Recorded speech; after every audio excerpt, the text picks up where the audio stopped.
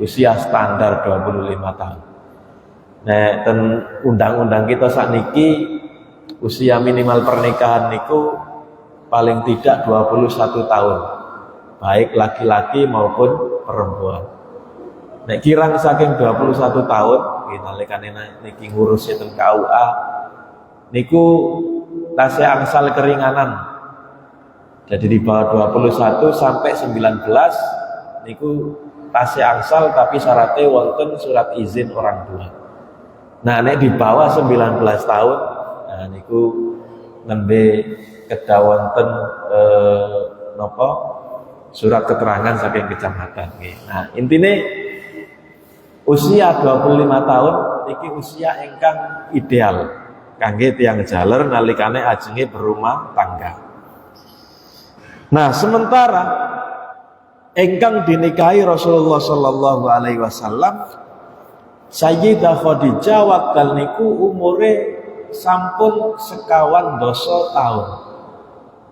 Dados selisihnya kurang lebih 15 tahun antara Rasulullah dengan Khadijah radhiyallahu anha. Dan ketika itu Khadijah ugi dalam posisi beliau janda, ditinggal meninggal oleh suaminya. Para jamaah, niki wonten setunggal pelajaran penting ingkang dipun sebutaken penulis ten mriki. Piyambake nyebut bele niki merupakan bukti bahwasannya Rasulullah sallallahu alaihi wasallam niku ten masa mudae piyambake mboten terlalu memikirkan kesenangan duniawi.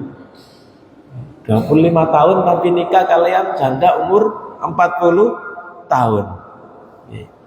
Seandainya Rasulullah mementingkan kenikmatan-kenikmatan niku, ingin menikmati masa mudanya, mungkin niscaya Rasulullah mboten purun nikahi, pasti mados tiang estri ingkang langkung enem tinimbang Rasulullah sallallahu alaihi wasallam. Utawi paling tidak niku sebaya, selisih setahun 2 tahun, tetapi niki mboten. Nah, disebutaken ten mriki alasane utawi hikmahe wa innama raghaba fiha an-nabiyyu sallallahu alaihi wasallam li syarafiha wa makanatiha fi qaumiha.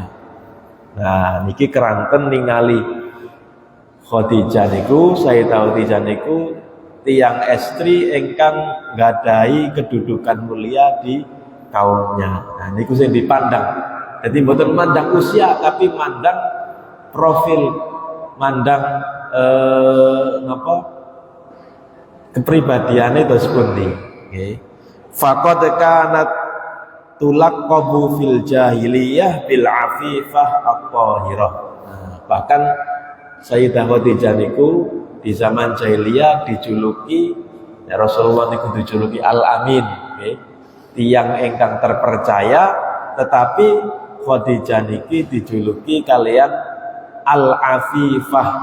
Al-Afifah niku seorang perempuan yang menjaga kehormatannya, at-tahirah, dan seorang perempuan yang suci. Nah, jadi ditingali dos pundi kepribadian lan karakteristik saking calon istrine niku wau.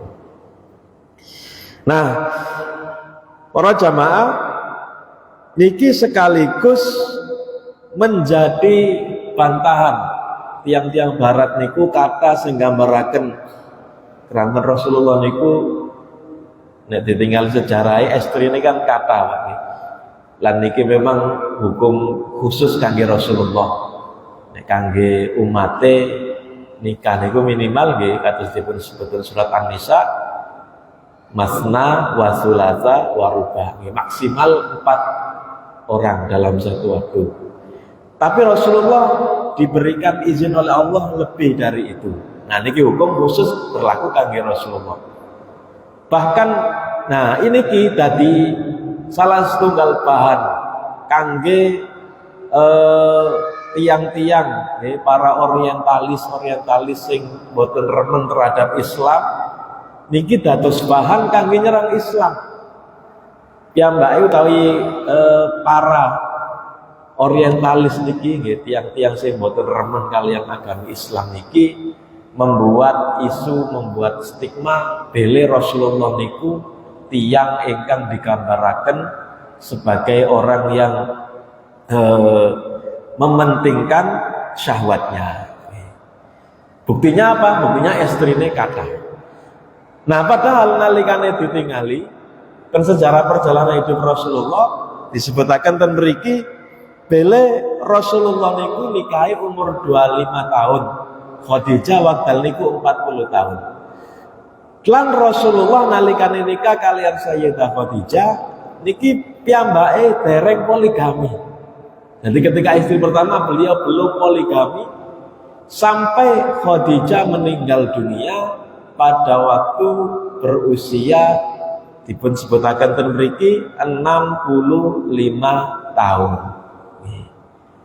Otomatis ketika Khadijah meninggal 65 tahun, berarti Rasulullah waktu niku usianya 50 tahun. Jadi selama 15 tahun Rasulullah padahal usia 25 sampai 50. Ini kan usia-usia dewasa sing puncak-puncake ngoten nggih.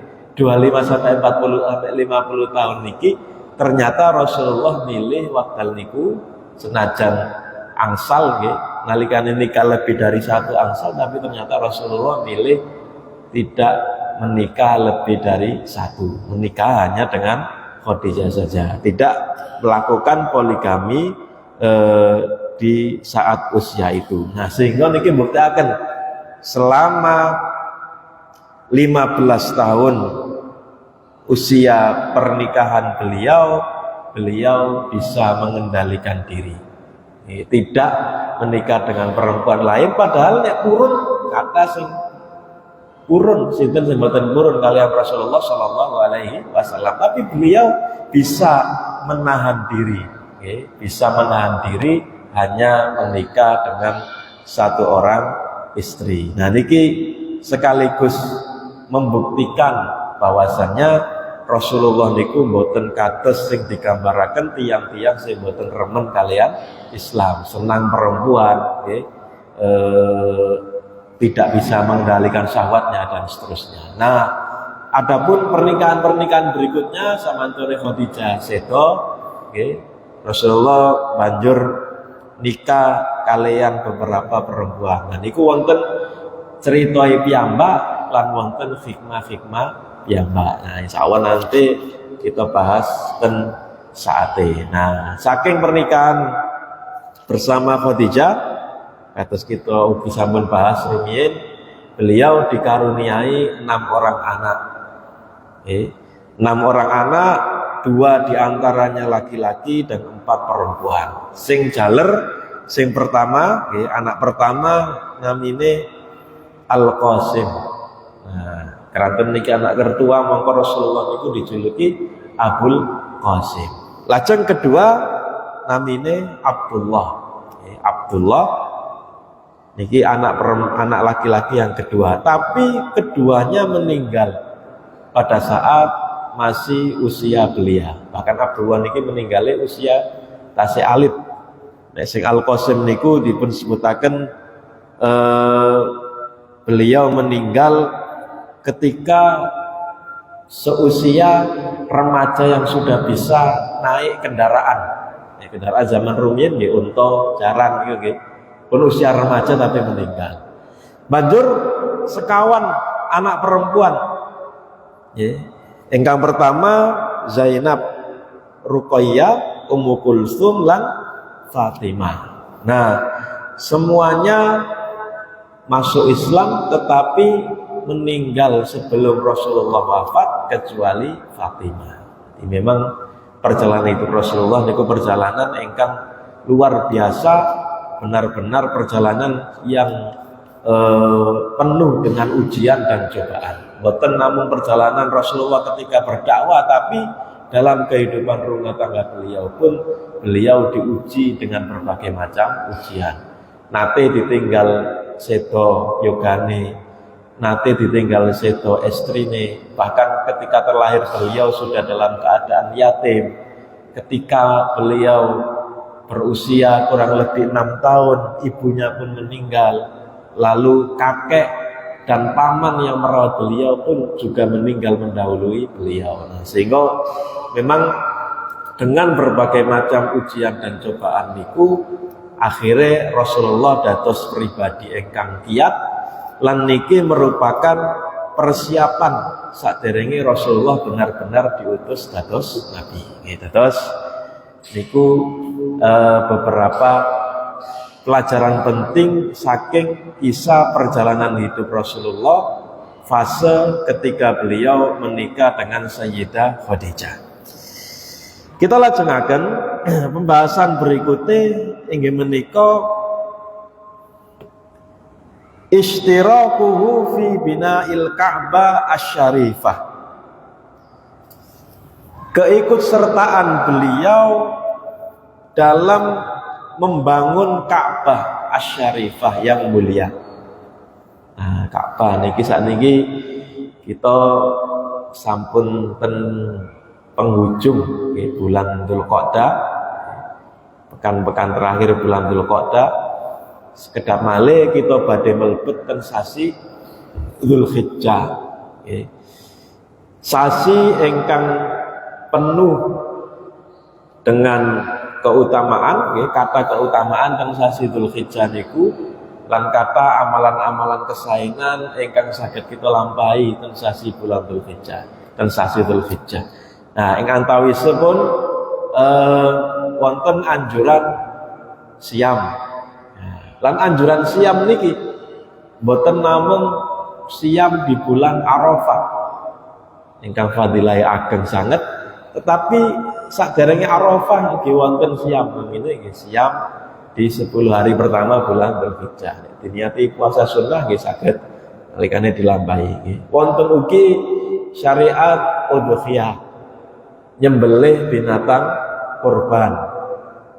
Mulai dari tanggal 10 Dzulhijjah sak mantune salat Id banjur dilajengaken utawi saged ugi disembelih di hari tasyrik 11, 12, 13. Sehingga misalnya bulan Dzulhijjah niki ketepaan nek ten pengumuman Muhammadiyah niku hari Jumat insyaallah tanggal 6 Juni bertepatan dengan 6 Juni. Misalnya kok 6 Juni niku nggih 10 Dzulhijjah. Nah, nek disembelih benjing nggih mboten napa-napa, ditunda benjinge mboten napa-napa. Tasih angsal di hari-hari tasyrik. Nah, salintune niku bulan Dzulhijjah ugi merupakan bulan besar. Mongko tiang-tiang Jawi niku nyebut hari raya Idul Adha niku riyaya napa? Riyaya besar ngoten nggih. Keranten memang bulan Dzulhijjah niku wonten ibadah haji ingkang diwajibaken kangge tiyang ingkang mampu paling tidak sekali seumur hidup. Nah, terkait masalah haji niku ten Masjidil Haram nggih ten Baitullah ten Makkah niki pembahasan terkait kalian Ka'bah. Ishtirakuhu fi bina'il Ka'bah asy-Syarifah. Keikutsertaan beliau dalam membangun Ka'bah. Para jamaah, dados Ka'bah niki dibangun sejak zaman Nabi Ibrahim alaihis salam. Meskipun ten Al-Qur'an niku redaksine ten surat Al-Baqarah dipun sebut wa idz yarfa'u Ibrahimul qawa'ida minal baiti. Ketika Ibrahim meninggikan pondasi dari Baitullah, dari Ka'bah. Nah niki syarat beli Ka'bah niku utawi Baitullah niku sejatose saderenge Nabi Ibrahim sampun wonten. Mengko kan ayat lintu Allah nyebut inna awwala baitin wudhi'a lin-nasi lalladzi bi Bakkah. Sungguhnya rumah ibadah pertama yang dibangun untuk manusia itu adalah yang ada di Ka'bah. Itu nggih. yang ada di Bakkah. Bakkah niku nama lain dari Makkah. Jadi ketrumian sampun wonten. Tapi Nabi Ibrahim kemudian meninggikan bangunan, sampai akhirnya Ka'bah niki dikunjungi tiyang kathah. Nah, syariat yang Nabi Ibrahim niki dilajengaken ngantos zaman Rasulullah Shallallahu Alaihi Wasallam. Nah, kejadian ini terjadi saderenge Rasulullah diutus dados Nabi. Disebutaken ten mriki umure Rasulullah ketika niku 35 tahun. Sementara Rasulullah diangkat dados Nabi niku umur 40 tahun. Berarti niki dereng dados Nabi. Nggih dipun sebutaken ijtama'at Quraisyun litajdidi bina'il Ka'bah lima asabaha min hariqin wasailin jazifin sadda'a judranaha. Nah, terus di zaman Rasulullah nalikane umur 35 tahun niku terjadi banjir besar, banjir bandang di Makkah. Nah, banjir bandang di Makkah niki ternyata berimbas ke Ka'bah sampai melebet-melebet ke Ka'bah. Nah, sampai Ka'bah niki mengalami kerusakan yang parah. Bahkan mboten namung banjir tapi ugi dipun sebutaken terjadi kebakaran. Wa kanat la tazalu kama banaha Ibrahim alaihi salam radman fawqal qamati.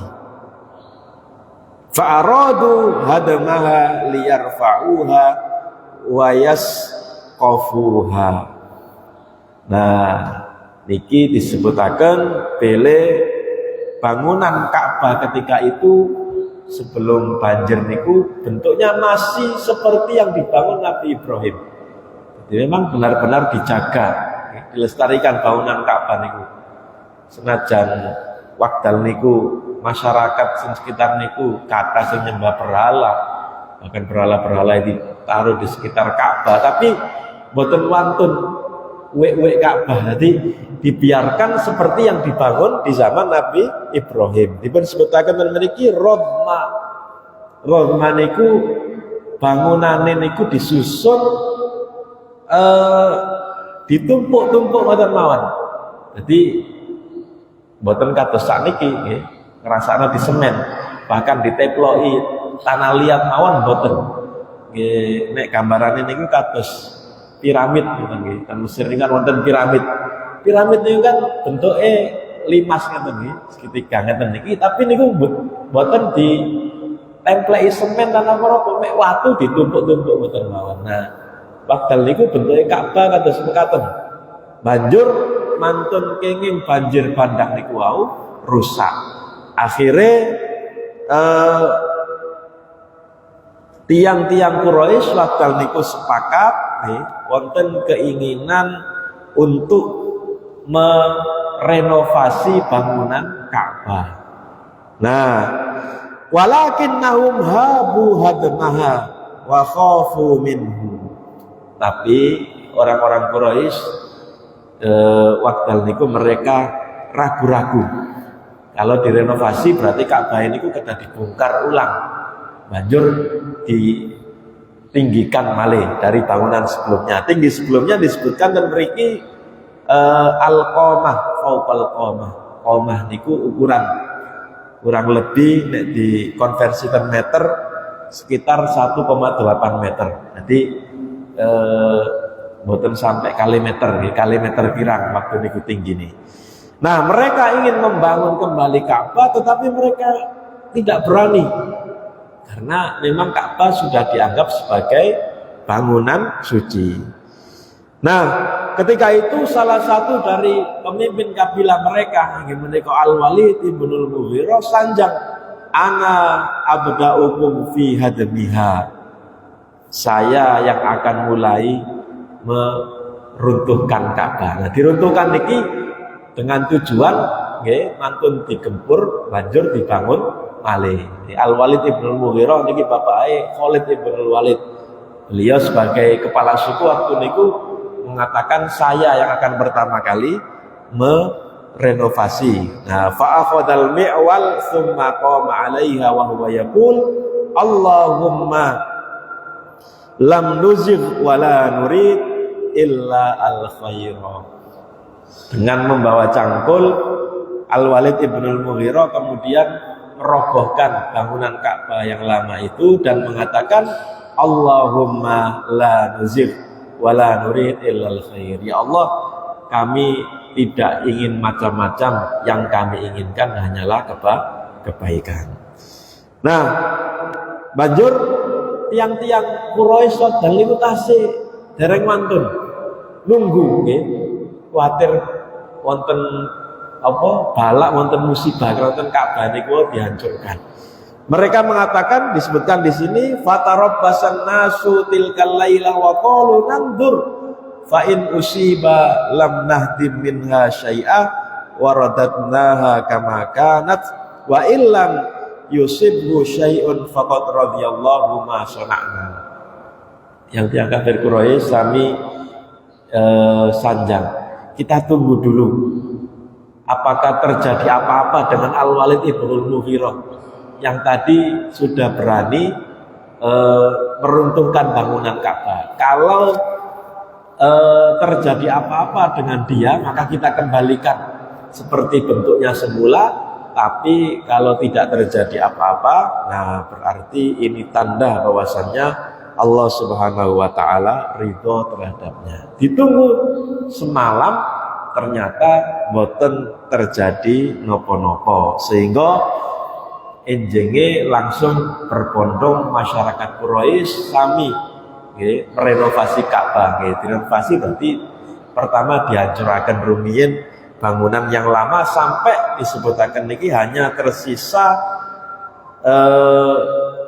seonggok batu putih kal asnima yang bentuknya itu seperti punuk unta. Nah, di dalam pembangunan niki Rasulullah ugi terlibat. Wa kanu qad jazza'ul amal wa khassu kulla qabilatin binahiyah washtaraka sadatu Quraisyin wa syuyukhuha fi naqlil hijarah wa raf'iha. Semua kabilah-kabilah yang ada di suku Quraisy ikut membangun Ka'bah ini dibagi. Wonten sing bagian bangun fondasi, wonten sing nembok dan seterusnya. Nah, termasuk Rasulullah Shallallahu Alaihi Wasallam lan pamanipun Al Abbas Ibnul Muttalib ugi ikut serta dalam pembangunan tersebut. Singkat cerita, pembangunannya hampir selesai, tapi wonten problem. Di bangunan Ka'bah niku wonten Hajar Aswad. Wonten Hajar Aswad. Nah, mereka berselisih karena dianggap Hajar Aswad niku batu sing berharga, dan ketika orang yang meletakkan Hajar Aswad kembali di tempatnya itu sebagai bentuk kemuliaan, mongko berselisih. Masing-masing kabilah kepengin gotong Hajar Aswad niku dibalikaken ten panggenane malih. Bahkan sampai hampir terjadi peperangan. Ngantos wonten salah setunggal tokoh namine Abu Umayyah ibnul Mughirah yang mbak dawuh, ya ma'syara Quraisy ij'alu bainakum fi ma tastalifuna fihi awwala man yadkhulu min babil masjid. Wahai penduduk Quraisy, jangan berselisih.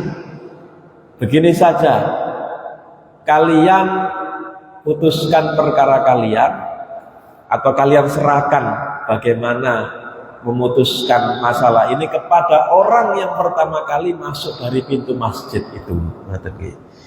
Ternyata setelah ditunggu-tunggu, sing melebet ternyata Rasulullah Sallallahu Alaihi Wasallam. Nah, Rasulullah Sallallahu Alaihi Wasallam nalikane piyambake melebet, saderenge piyambake sampun dikenal. Piyambake niku tiyang ingkang terpercaya, tiyang ingkang amanah. Sehingga suku-suku Quraisy waktu niku senajan Rasulullah dal niku tasih umur 35 tahun, masih cukup muda, mereka semua sepakat percaya menyerahkan urusan ini peletakan batu Hajar Aswad kepada Rasulullah Shallallahu Alaihi Wasallam. Nah, dipun sebut mriki hadza al-amin qad radina. ini adalah al-amin, orang yang terpercaya. Qad radina, kami ridho kalau dia yang memutuskan perkara ini. Niki Rasulullah dereng dados nabi. Jadi piyambake memang dereng wonten tanda-tanda kenabian, nggih. Utawi mukadimah wahyu dereng wonten, tapi piyambake sampun nggadahi karakter pemimpin. Banjur Rasulullah dawuh, halummu sauban. Sekarang bentangkanlah saub, selendang kalian. Ya, berikan satu buah selendang kepadaku. Fa'atauhu bihi fawadha'al hajara fihi biyadaihi tsumma qala. Setelah itu beliau mengambil hajar aswad, diletakkan di selendang tersebut. Lalu beliau berkata, la ta'khud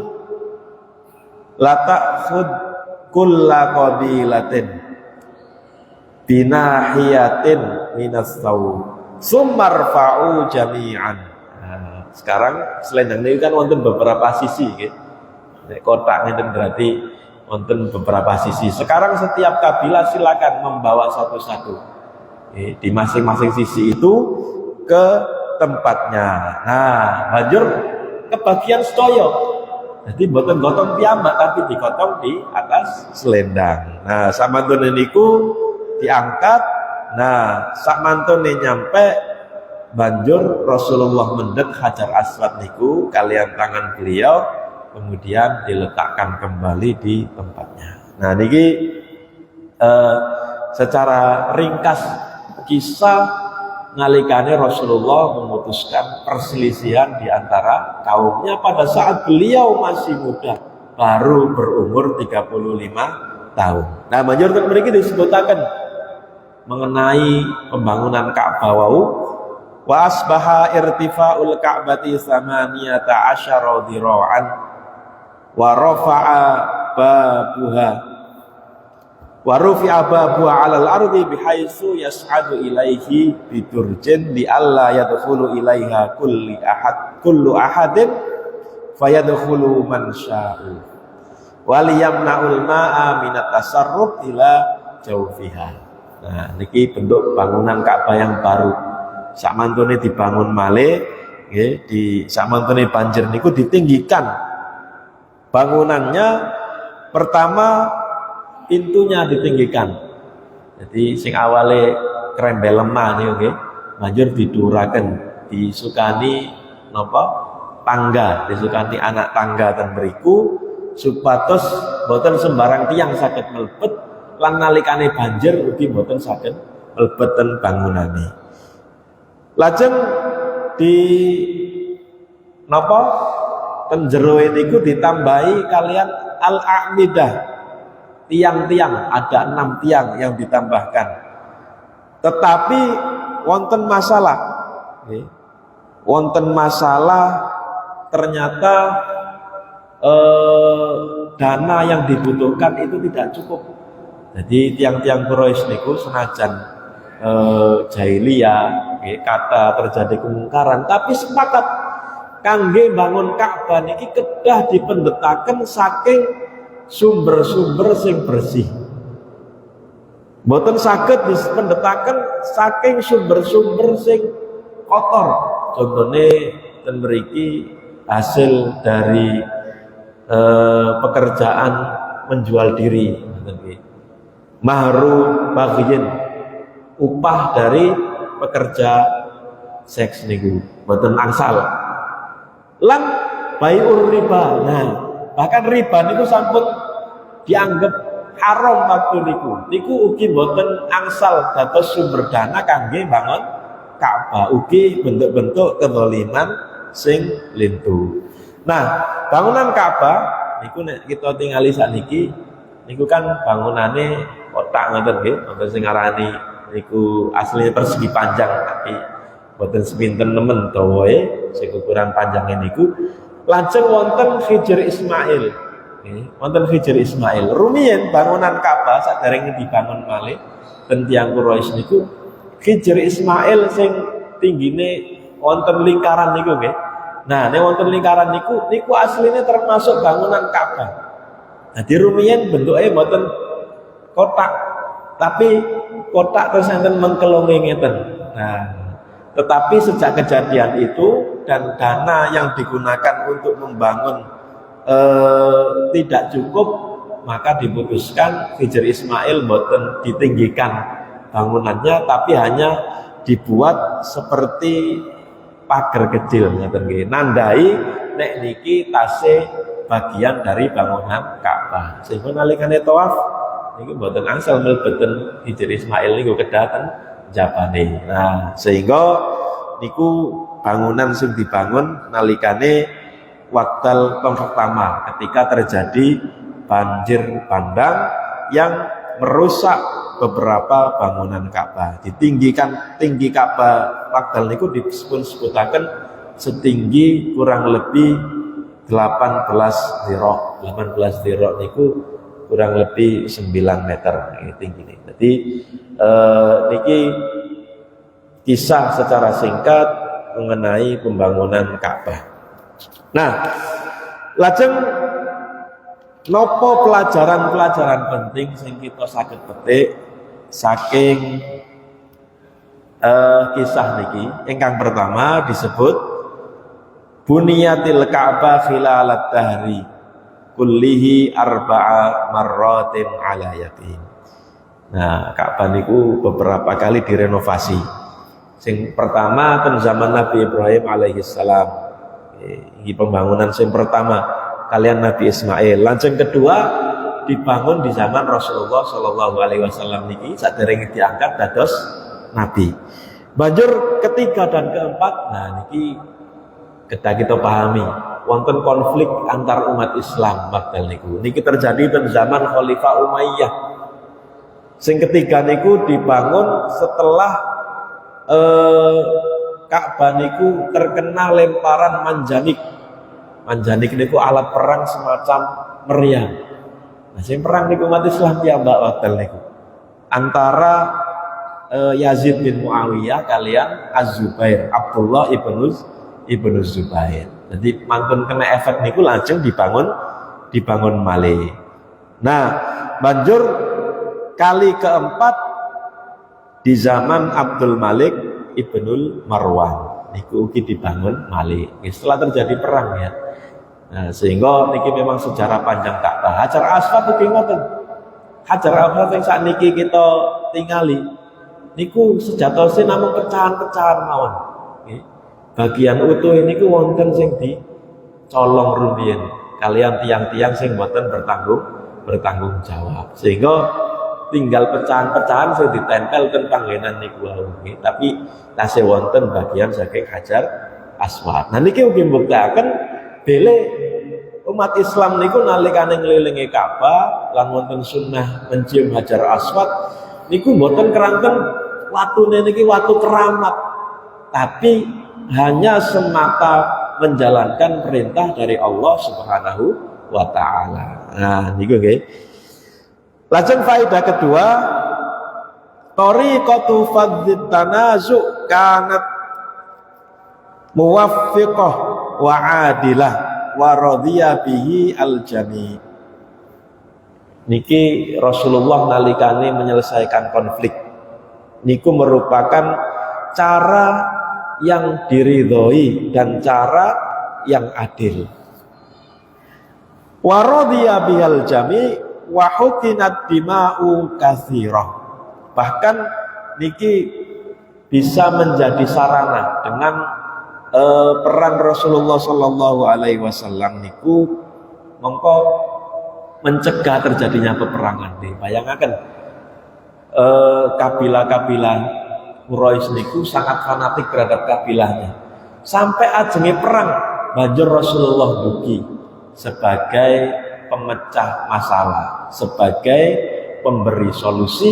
Akhirnya mboten sios perang, mboten sios terjadi pertumpahan darah, keranten memang Rasulullah Sallallahu Alaihi Wasallam saged mutusi perkawis ingkang sae. Nah niki merupakan salah setunggal hikmah, salah setunggal taufik saking Allah Subhanahu wa taala, petunjuk dari Allah. Allah sing nakdiraken Rasulullah niku medal saking pintu wau. Niku kan takdir Allah. Mboten disengaja niku nggih. Rasulullah mboten wonten niatan, mboten semerap nek wonten terjadi konflik niku, tapi ternyata Allah nakdiraken, ternyata Rasulullah sing medal, banjur Rasulullah sing ditetesaken pemutus perkara. Nah niki kita saged metik pelajaran penting. Nggih, nalikane wonten terjadi perselisihan, terjadi pertengkaran antara saudara kita, maka peran kita haruslah sebagai seorang juru damai. Kita saged metik saking peristiwa Rasulullah niku nalikane wonten dulur, wonten tangga sing tukaran nggih, kita dados juru damai. Ampun ngantos malah dadi provokator, malah manas-manasi sehingga malah pertikaiannya bertambah parah. Lanjut pelajaran ketiga, inna hadisata tajdidi bina'il Ka'bah qad kasyafat an makanatin Nabi sallallahu alaihi wasallam al-adabiyah fil wasat al-Qurashi. Nah, niki kejadian niki bisa menyingkap kedudukan Rasulullah sallallahu alaihi wasallam di tengah-tengah kaum Quraisy. Rasulullah dan kejadian niku angsal dua keutamaan. Keutamaan yang pertama, keutamaan menyelesaikan konflik. Lajeng keutamaan kedua disebut tanafasa alaihal qaum wattakharahu linabiyyi sallallahu alaihi wasallam ala wa huwa wad'ul hajaril aswad biyadaihi asyarifain. Nah, keutamaan kedua, Rasulullah sebagai orang yang meletakkan hajar aswad kembali di tempatnya. Nah, terakhir faedah sing saged kita petik saking kisah niki, innal muslima yajidu fi hadisati tajdidi bina'il Ka'bah kamalal hifdzi al-ilahi.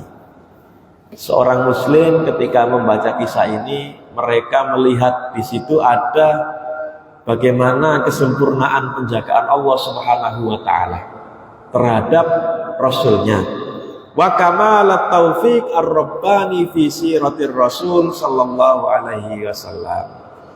Nah, niki memang nuduhaken tos pundi Allah Subhanahu wa taala menjaga Rasulullah sallallahu alaihi wasallam sebelum beliau diutus menjadi nabi. Kama yulahadu kaifa anna Allah akrama rasulahu bihadhil qudrah al-hailah ala halil muskilat bi aqrabi tariqin wa ashali. Bagaimana Allah di sini menjadikan Rasulnya itu memiliki kemampuan yang luar biasa dalam menyelesaikan masalah, dalam menyelesaikan konflik dengan cara yang paling mudah. Wa dzalika ma tarahu fi hayatihi kulliha sallallahu alaihi wasallam. Nah, ini juga bisa kita saksikan dalam kehidupan Rasulullah sallallahu alaihi wasallam. Wa dzalika muallam min ma'lam min ma'alimi risalati farisalatu isalul haqa'iq bi aqrabi tariqin wa hallun lil muskilat bi asali uslubin wa akmali. Ini juga menjadi petunjuk tanda-tanda mengenai risalah Nabi. Dados risalah Rasulullah, risalah ingkang dibawa Nabi Muhammad sallallahu alaihi wasallam nggih menika agami Islam niku agami ingkang membawa petunjuk dan menjadi solusi bagi permasalahan-permasalahan yang terjadi di masyarakat. Oke, jadi nalikane wonten tiyang meraktekaken ajaran Islam, tapi kok ternyata yang dipraktekkan itu malah menimbulkan masalah di tengah-tengah masyarakat. Nah, ini berarti wonten masalah, wonten problem, wonten sing boten leres, ditingali. Bisa jadi memang masyarakatnya yang belum bisa menerima, atau bisa jadi cara menyampaikan Islam yang dibawa orang tersebut yang kurang tepat. Cara yang disampaikan itu kurang bisa mengajak masyarakat, kurang sesuai dengan metode-metode yang benar. Nah, Rasulullah nyontohaken nalikane kita beragama ampun ngantos agami Islam sing kita anut niki dadosaken masalah, tapi suwalike nggih agami Islam sing kita anut niki merupakan agami ingkang membawa solusi atas segala permasalahan yang kita hadapi. Monggo Allah Subhanahu wa taala nalikane nurunaken syariat niki lengkap.